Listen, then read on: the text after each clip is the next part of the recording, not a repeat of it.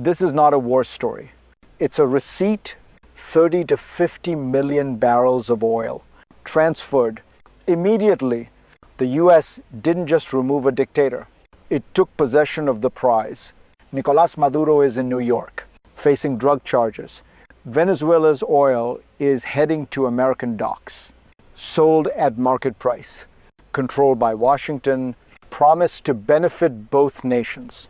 Donald Trump says Iraq failed for one reason. They didn't keep the oil. This time, he says, America will. No euphemisms, no nation-building poetry, just pipelines, ports, and profit. Venezuela holds over 300 billion barrels, more than almost any country on earth, and now its future is being negotiated in the White House. If you want to understand modern power, don't listen to slogans. Watch the oil move. Stay with me. Share this if you care about where this road leads, because before we judge this moment, we have to understand the problem it claims to fix. So what exactly is the problem? On the surface, it looks simple. Venezuela collapsed.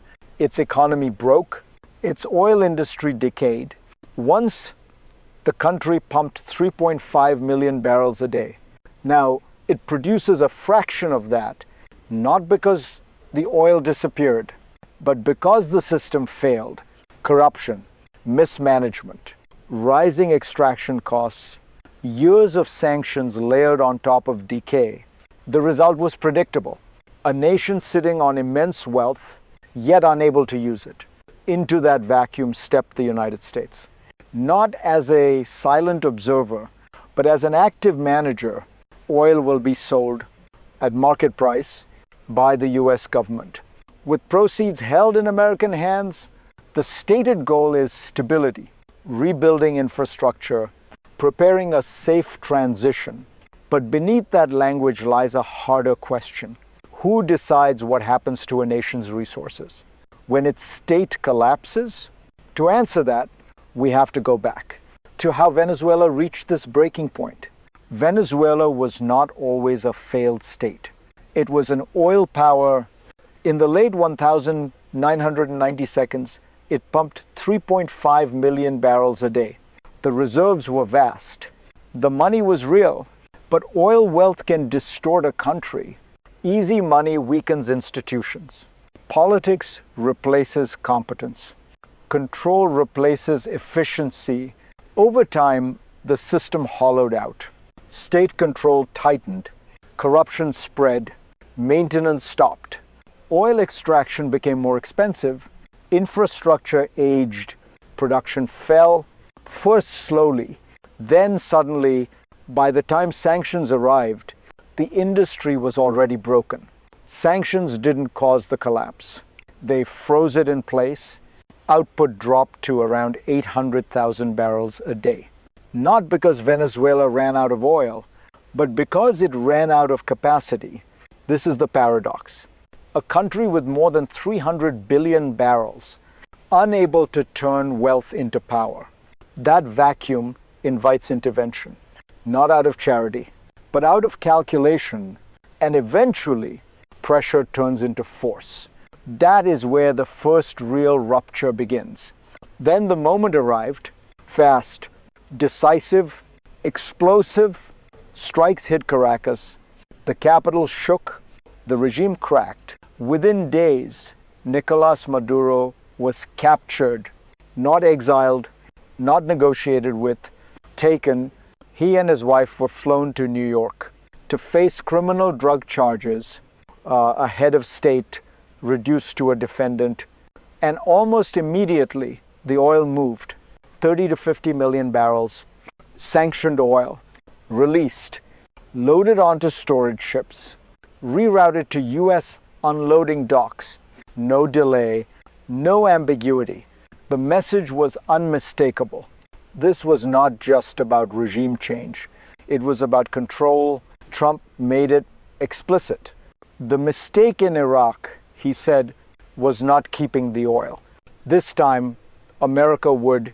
If this analysis helps you see the pattern, pause for a second, share it, because this was not the climax, it was the signal. The real story lies beneath the surface.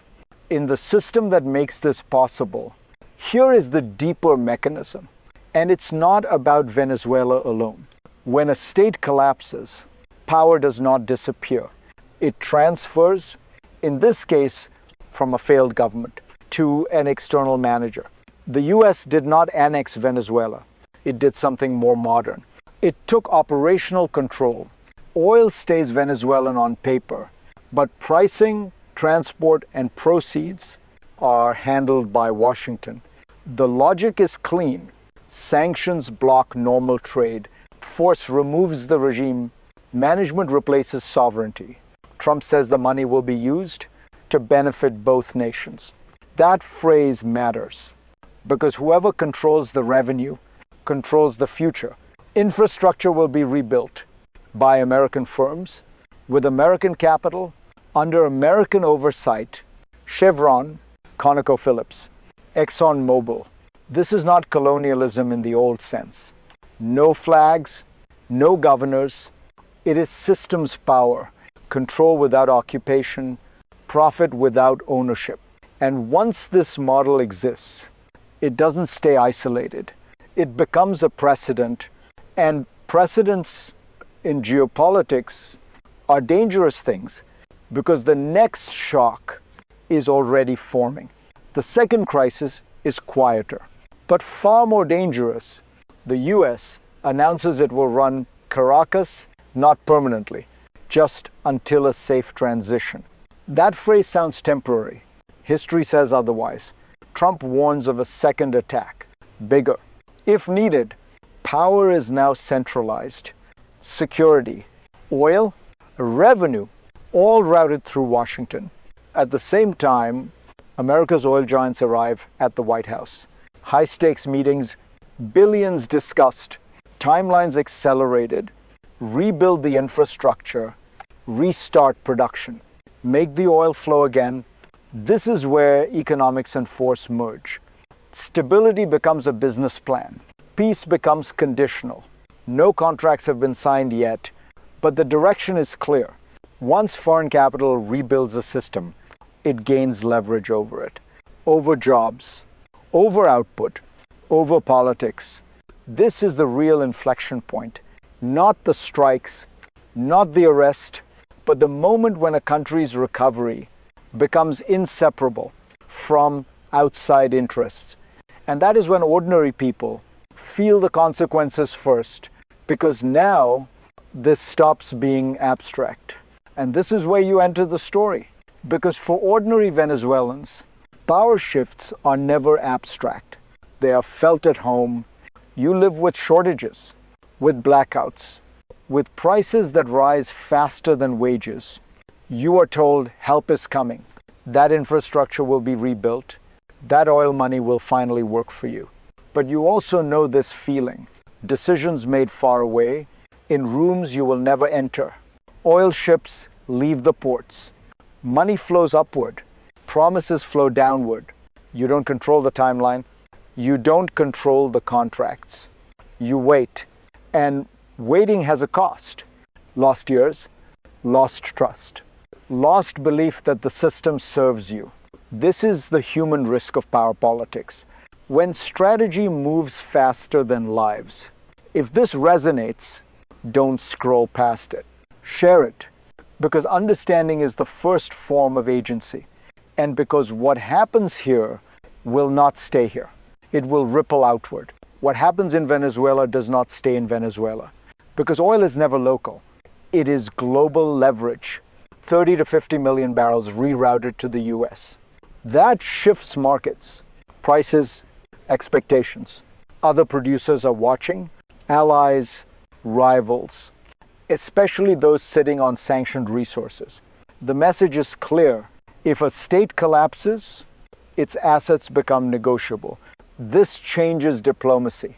Energy security becomes intervention policy. Force becomes a market signal. For some countries, this is reassurance, stability backed by American power. For others, it is a warning. Control your resources, or someone else will the precedent matters. Because Venezuela holds more oil than almost any nation on earth, if this model works once, it invites imitation, not just by the United States. And when great powers normalize this logic, the global system hardens, less trust, more hedging, more fear. Which brings us to the hardest question: what comes next? Because the future now splits into three very different paths. There are three futures from here, and none of them are simple. The first is the optimistic path. Oil revenue is managed carefully. Infrastructure is rebuilt quickly. Production rise. American companies restore capacity. Money flows back into the system. A transition government stabilizes the country.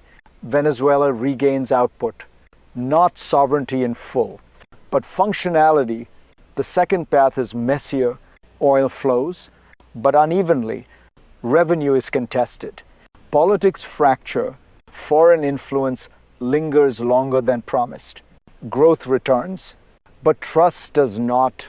The system works, just not for everyone. Then there is the darkest path.